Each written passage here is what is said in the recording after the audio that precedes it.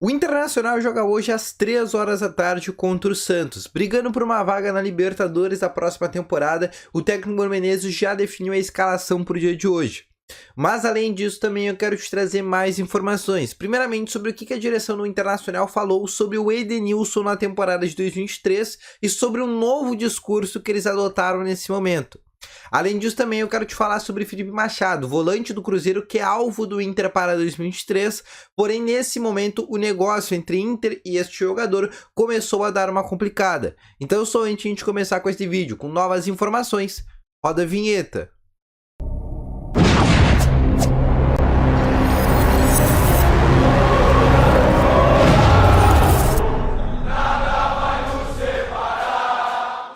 Boa tarde, colorados! Vamos começar então aqui com as principais informações do Internacional no dia de hoje.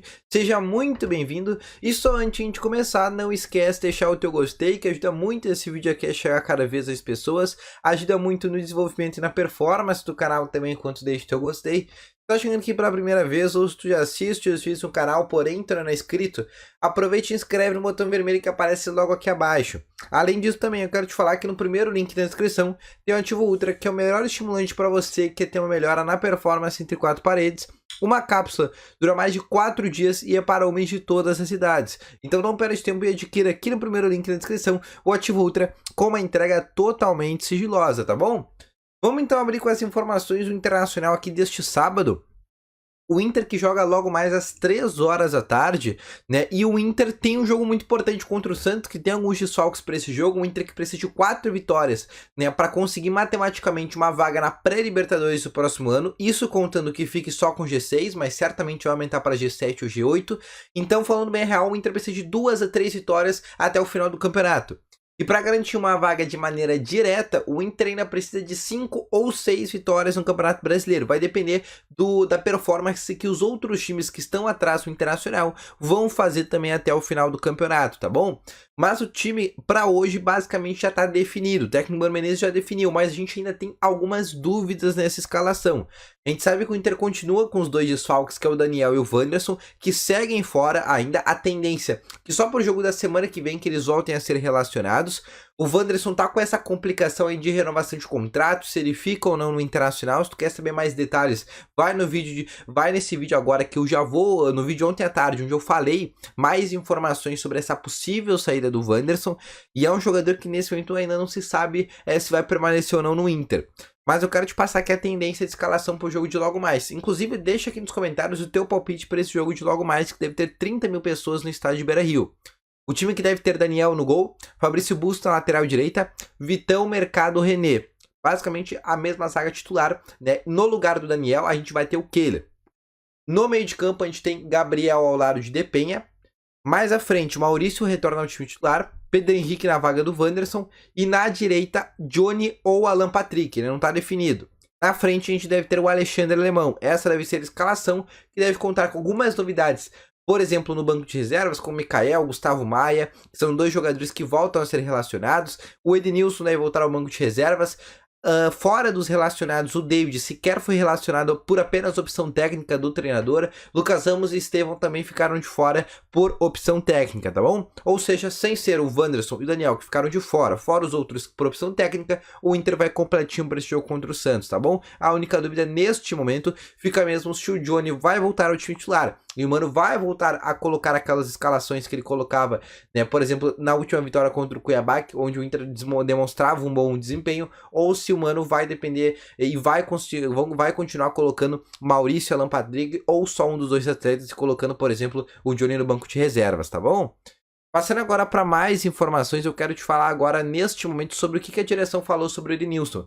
A direção neste momento, né, deu um pronunciamento interessante, falando que nesse momento o Edenilson, né, é um ativo do clube, é um jogador que a direção quer valorizar e não descartou a possibilidade dele permanecer para a próxima temporada. A direção também disse isso para dar uma valorizada no jogador, porque nesse momento, por pressão da torcida, pelo Mano Menezes já ter falado que o jogador vai sair no final do ano, por ele já ter dito que quer sair do Internacional no final do ano, é um jogador que está muito desvalorizado.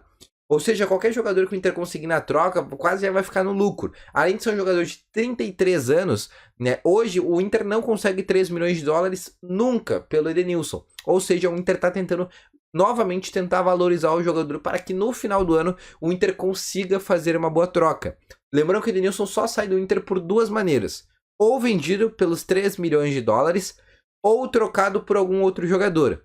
Se for trocado, certamente será com algum outro clube aqui do futebol brasileiro. E a principal possibilidade seria trocar com o Atlético Mineiro.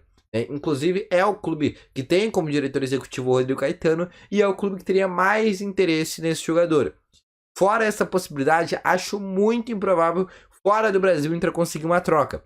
Falando na venda, o mercado da Arábia Saudita vai demorar para abrir, não abre em janeiro. Ou seja, o Inter vai ter uma complicação caso queira apenas vender o jogador. Mas o certo é que o Edenilson vai deixar o Inter no final da temporada, tá bom? Passando para mais uma informação, eu quero te falar sobre o Felipe Machado, volante do Cruzeiro, destaque nessa subida do Cruzeiro para a Série A.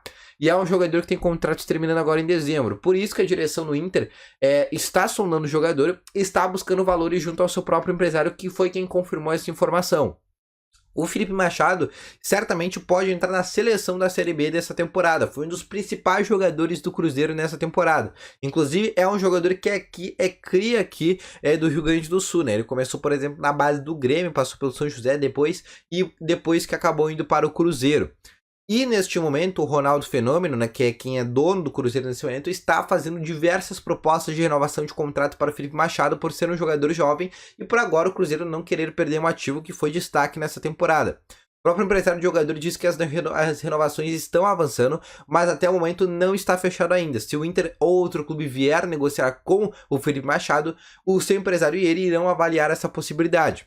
Mas o certo é que a partir de agora a negociação deu uma complicada, porque o Cruzeiro chegou forte nessa situação. A gente sabe que pro ano que vem o Cruzeiro vai investir cerca de 600 milhões de reais. Esse é o orçamento que o Cruzeiro vai investir, inclusive é um orçamento maior do que o do Internacional. Ou seja, eles vão vir forte para a próxima temporada e a princípio o Felipe deve ficar por lá e não vir para o Internacional. O Inter que poderia trazer esse jogador de maneira gratuita, óbvio que teria que assinar um pré-contrato com o jogador, teria que dar luvas para o atleta, um caso muito parecido, por exemplo, com o Roberto.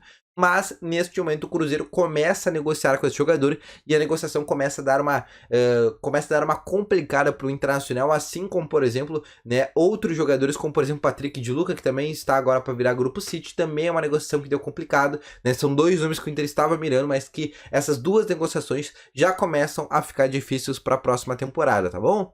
Então eu vou ficando com esse vídeo por aqui, espero que tenham gostado, deixa o teu gostei, se inscreva no canal, ativa aqui o sininho de notificações, deixa nos comentários o seu palpite pro jogo de logo mais do Internacional, não esquece também de ir no primeiro link na descrição que tem um ativo, que é o melhor estimulante para você que tem uma melhora na performance entre quatro paredes, tá bom? Volto depois então no jogo do Internacional com novas informações sobre o Colorado, valeu, falou e fui!